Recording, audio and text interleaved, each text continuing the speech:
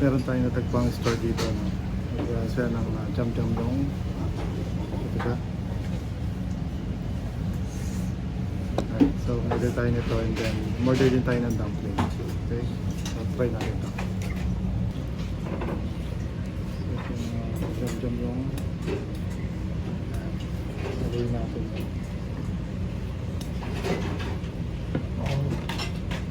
뜨거워요?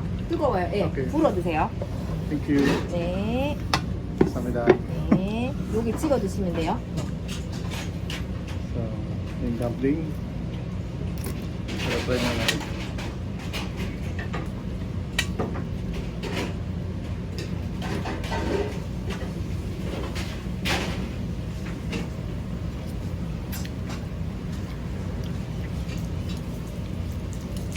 Sarap.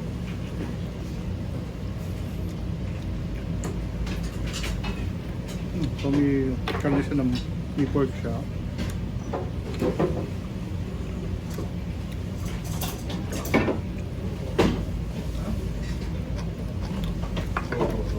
So, try naman natin yung dumpling.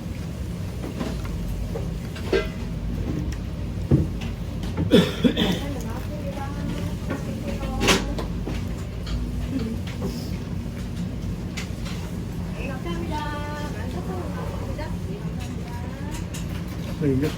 Parang sarap. Ano?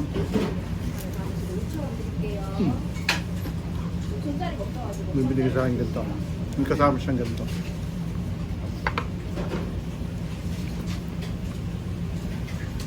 So, merong sibuyas. At merong pickled na labanos o daikot. You know?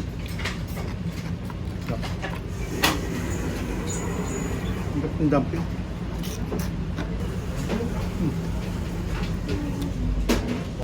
So, marami itong ano, no? Maraming dumpling. 8 pieces. Actually, mura lang siya. 6,000 won. 6,000 won yung dumpling. 6,000 won itong jam-jam. Itong jam-jam yun, ano, solid to. Daming karne. Yan ang mga ganito, tipak ng karne. Dami.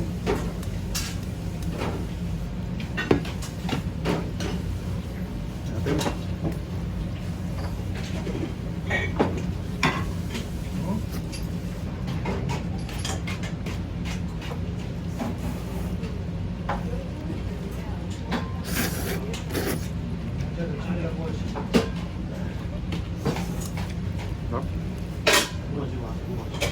Basta.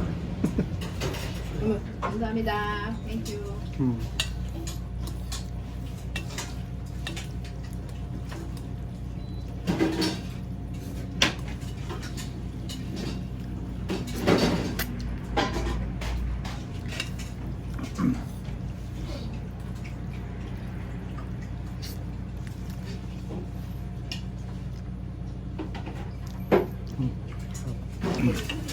Alright, so iba-iba yung laman, ano. May parang patatas. Tapos may pork. Malaking tipak ng sibuyas. Drop. Tapos yung sauce niya, very ano, very flavorful. Nakakaiba.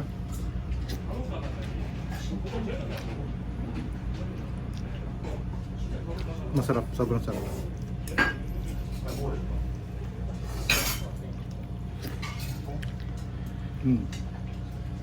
Alright, so yung dumpling nila sobrang laki, ano? Yung mo, puro meat.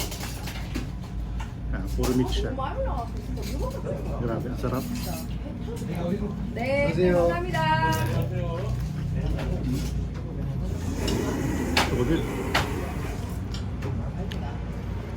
Grabe, ang sarap.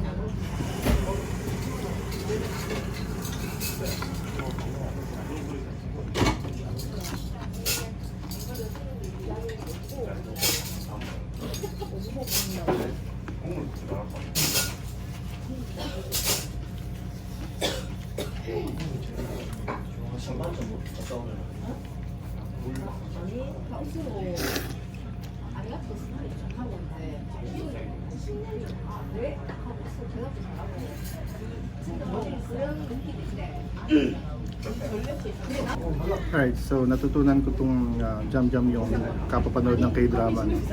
Nakita ko siya sa Coffee Prince na K-drama. Doon ko siya first time nakita.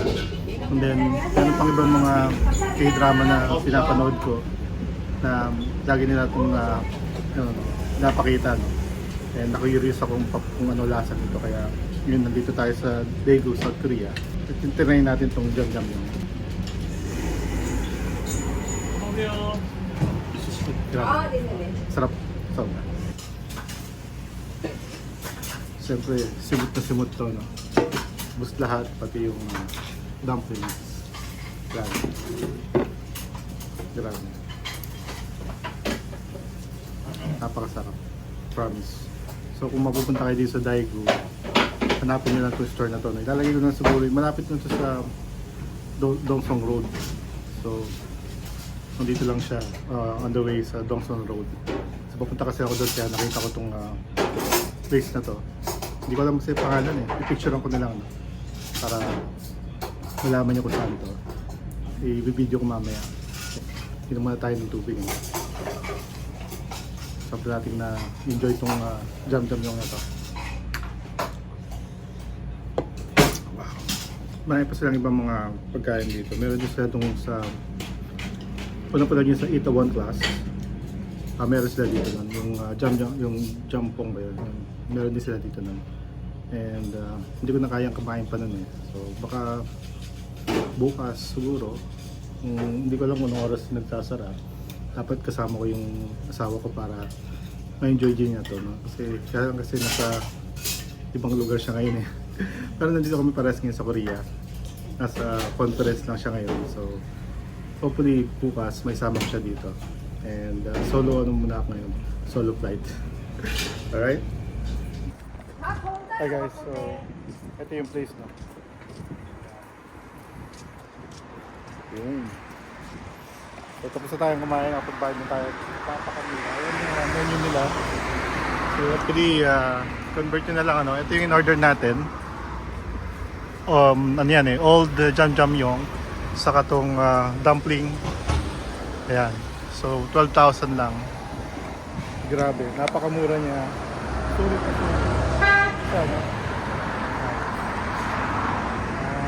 Yun. Naka-plate. Alright. So kung mapadpad kayo dito sa Daegu, South Korea, grabe, ano to? I-recommend ko to, no? Kamahirap maghanap ng kainan dito na ganito. Hindi na nga nakakita dito ng Jam Jam yun. Eh. Napakasarap pa nga. Alright? Diba talaga pag authentic yung mga kinakainan mo na gusto. Parang madami siya kaninang tao dito sa loob kaya hindi ako makapag-video. Hindi ako makapag-ingay ng kosto. And hopefully may natutunan kayo dito sa video na to. So ang ganda na lang muna and meron pa tayong mga pupuntahan. Pero tapusin ko naman itong vlog na to dito. Okay? Alright, for now, see you.